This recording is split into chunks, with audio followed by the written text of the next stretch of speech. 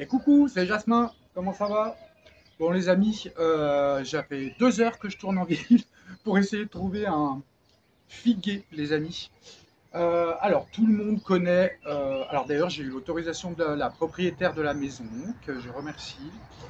Alors, on va parler aujourd'hui du figuier, les amis, parce qu'il y a pas mal de choses à savoir, dont certaines choses que je pense que certains ne savent pas. Alors, on l'appelle le figuier commun, en fait, ou alors le figuier de Cari. Mais ce nom est beaucoup moins. Enfin, je veux dire, on utilise beaucoup moins ce nom, mais on peut l'appeler aussi figuier de Cari. Alors, il existe environ.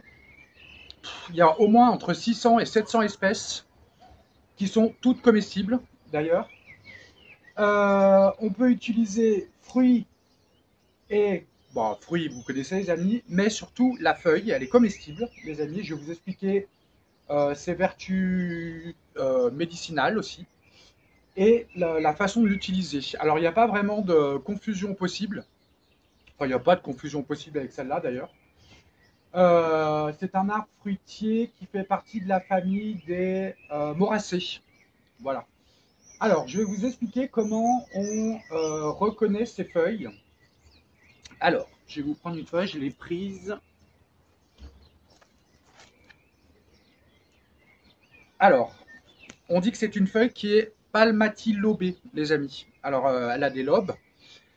Alors, la première chose à savoir, c'est qu'il faut, vous voyez, quand on coupe, je vous prendrai une photo, quand on coupe, il y a un latex qui sort. Vous voyez, comme le pissenlit, comme la kélidoine, par exemple, la plante toxique qui soigne les verrues. Et bien, vous allez voir qu'avec celle-ci, c'est pareil, les amis. Alors, il faut faire attention parce qu'il est phototoxique, ce latex, en fait.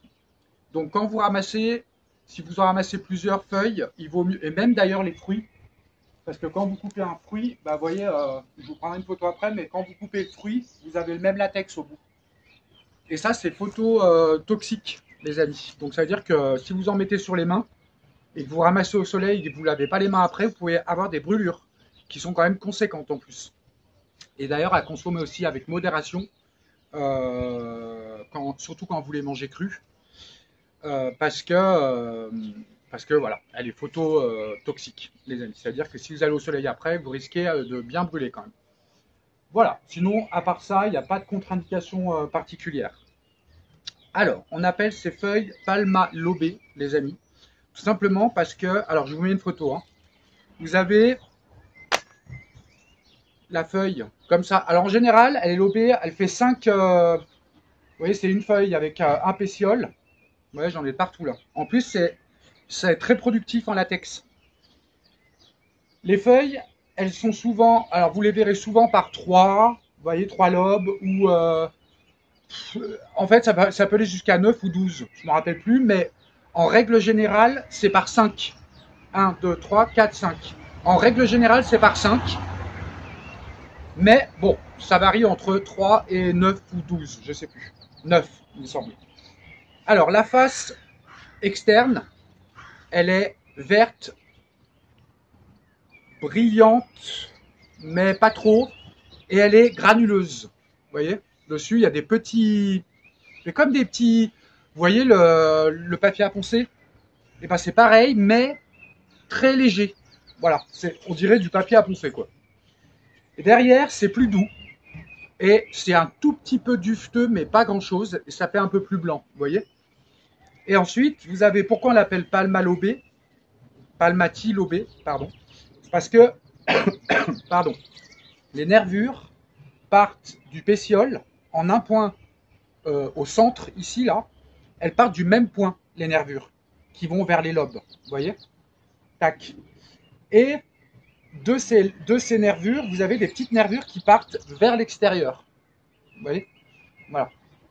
Alors, première utilisation qui est très intéressante, c'est elle a exactement les mêmes propriétés, je dis bien, pas la toxicité, mais les propriétés de la kélidoine. C'est-à-dire que quand vous coupez, en plus elle produit beaucoup plus de sève.